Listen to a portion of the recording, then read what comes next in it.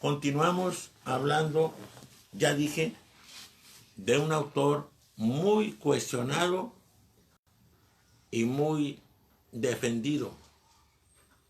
Marx tiene detractores serios, fuertes, sólidos, y seguidores también fuertes, serios, sólidos, y muchos de ellos fanáticos. Ahora, en esta época, que aparentemente está esta teoría, estas ideas vencidas, el colapso del socialismo real, el socialismo de la Unión Soviética, el socialismo del Este, creo que la conversión del socialismo, entre comillas, de Corea del Norte en una especie de monarquía disfrazada de comunista, el, para mí, ultracapitalismo en China, y para mí, tristemente, el colapso del socialismo cubano. Vuelve de nuevo a surgir voceros que pretenden resucitar a Marx.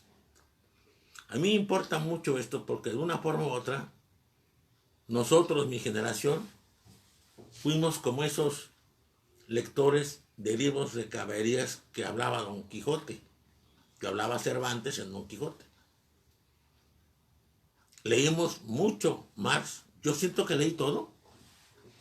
No creo haber dejado una sola obra sin leer.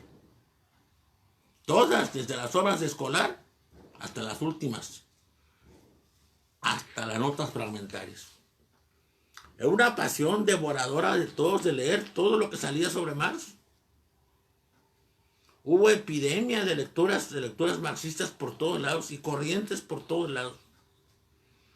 Con una mínima parte de esos ingresos por libros marxistas que hubieran llegado a los bolsillos de Marx, hubiera vivido muy bien. Ya dije que vivió muy mal, sufrió muchas penurias, muchas miserias, tuvo 7 hijos, varios se le murieron por falta de cuidado, por falta de recursos, por falta de muchas cosas. 3 hijas sobreviven, muy brillantes, todas, con todo y que hubo una educación bastante irregular para ellas. Porque la cuestión curiosa de la vida de los Marx es que no eran bohemios. Vivían obligadamente en la bohemia, en la carencia total de recursos, porque así lo marcaba la situación. En cuanto tenían dinero, vivían hasta donde podían bastante bien. Eran finos. Marx no había carecido de nada en su casa. Y ya dije que Jenny tenía un nivel social más alto que él. Tuvieron varias herencias. Cuando murió la mamá de Marx, le dieron alguna cosa de dinero que usó Marx, ¿para qué creen? Para comprar armas para una rebelión en Bélgica. Cuando murió la mamá de Jenny, también le dieron alguna herencia. Y un tío de Marx lo ayudó. Y él les ayudó siempre, en forma irregular. Te explico por qué. Pero siempre que llegaba el dinero, cambiaban de casa, lo cual es muy loable, mejoraban. Le daban educación mejor a las niñas, aparte de su educación normal en escuelas regulares, tenían maestros aparte. Y aparte de las pláticas que tenían interminablemente con Carlos Marx y con Federico Engels, que era asiduo tanto que pues diario iba a la casa de él. A la 1 de la tarde empezaba a caminar hacia la casa de él y vivía muy cerca. Repito que hay una obra triste, se llama Héroes del Destierro. Seguramente la publicó alguna gente enemiga de Marx, porque estos son una serie de datos que él da acerca de los revolucionarios fracasados de varias partes de Europa, pero sobre todo de Alemania. En 1848 hubo una situación de efervescencia revolucionaria, que ellos, como todo, así lo hemos sido, así lo fui yo, creímos que ya era la consumación. Consumátum est. La revolución ha triunfado. para nada. Pero esas derrotas lastiman, dañan. No, a mí me dañó. A muchos de mi generación nos dañó bastante. 68, 71, la guerrilla de los 70 nos dañó. Fracasamos en cambiar este país. Y nos dañó de una forma u otra, honestamente lo digo. Bueno, así pasó acá. Y algunas veces estos héroes del destierro elaboran fantasías, exageran su participación o su frustración, exageran su papel en la lucha y unos a otros se culpan de la derrota. Esto pasa, ha pasado siempre. Y bueno, esto él se lo platicaba a un coronel húngaro llamado Mangia. Y esto me lo usó para hacerlo por su cuenta, terminarlo por su cuenta y entregarlo a la policía. Y ahí está. Hubo una obra de Marx que sirvió para que perjudicaran a los revolucionarios.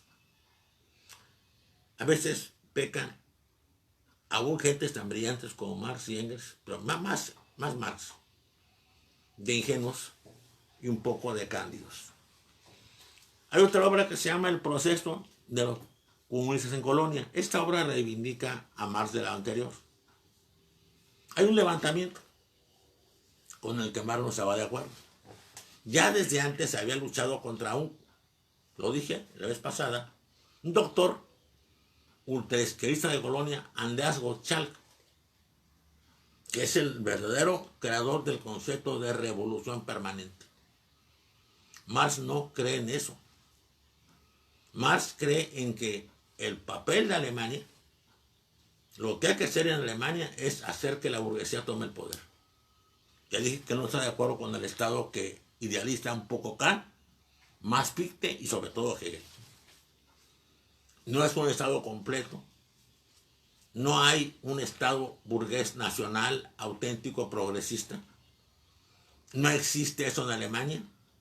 Y también por eso aquella obra juvenil que epigrama a los clásicos había una enorme admiración por los antiguos. Por Schiller, por Heine, sobre todo por Goethe, por todos ellos.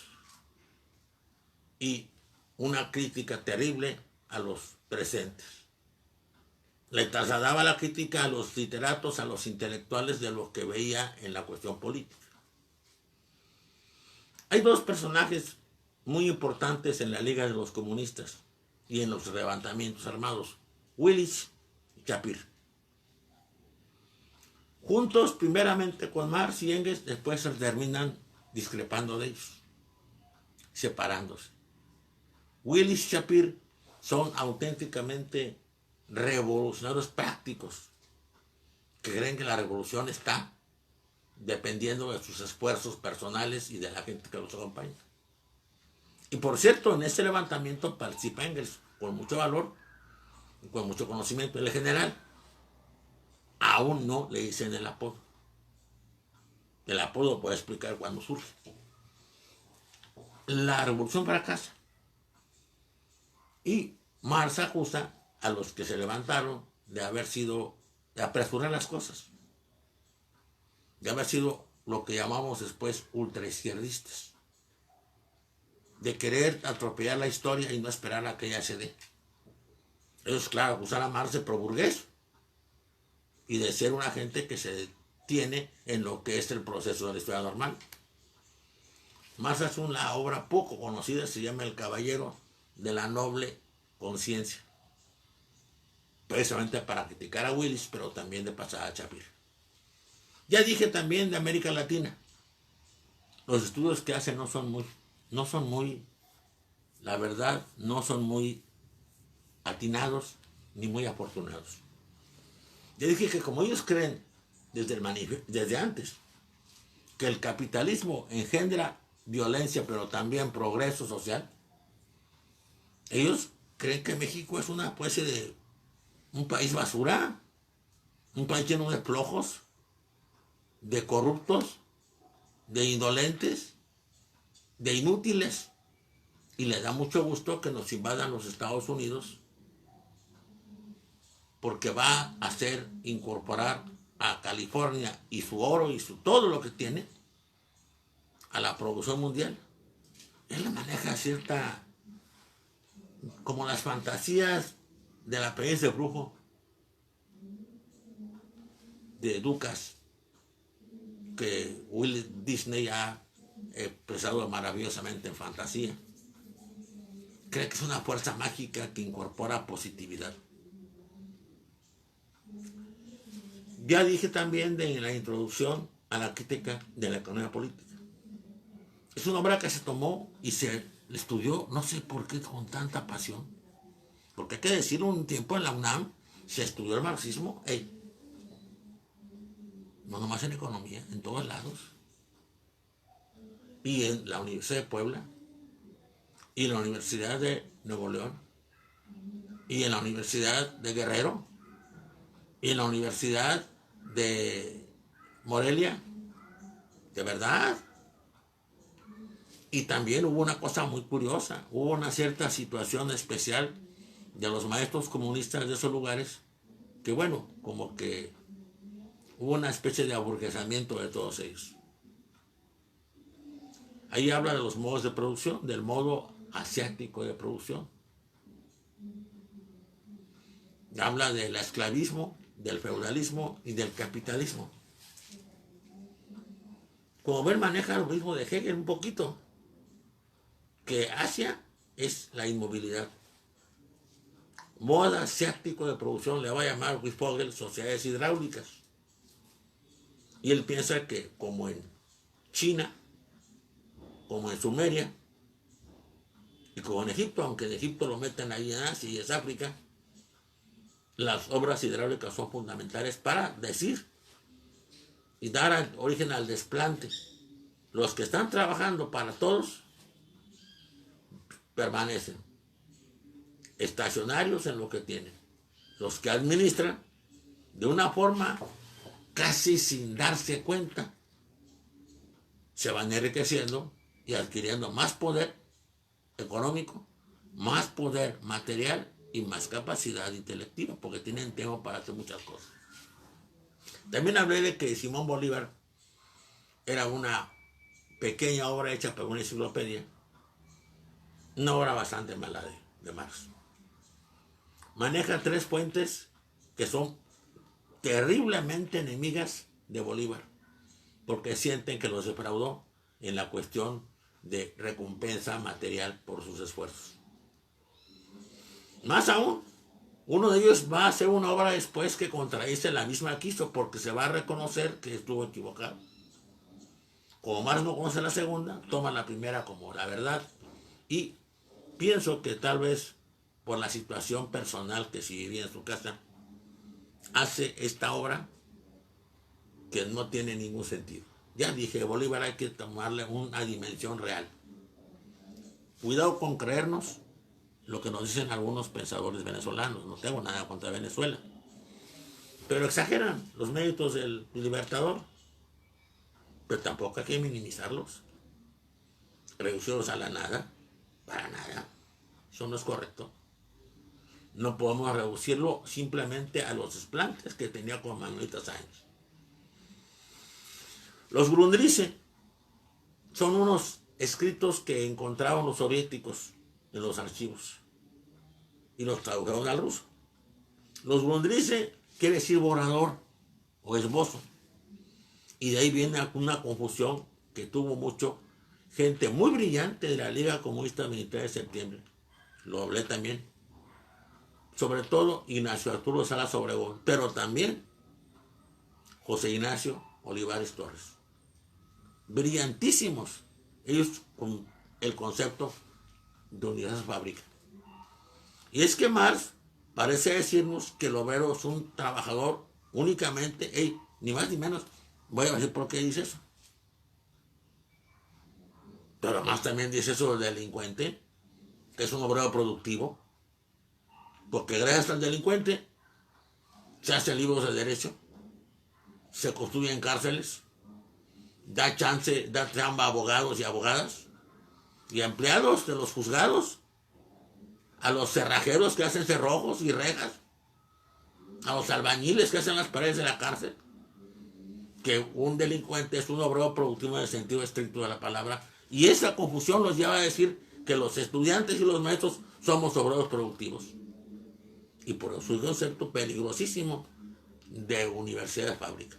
Me entretengo aquí, los invito a que sigamos.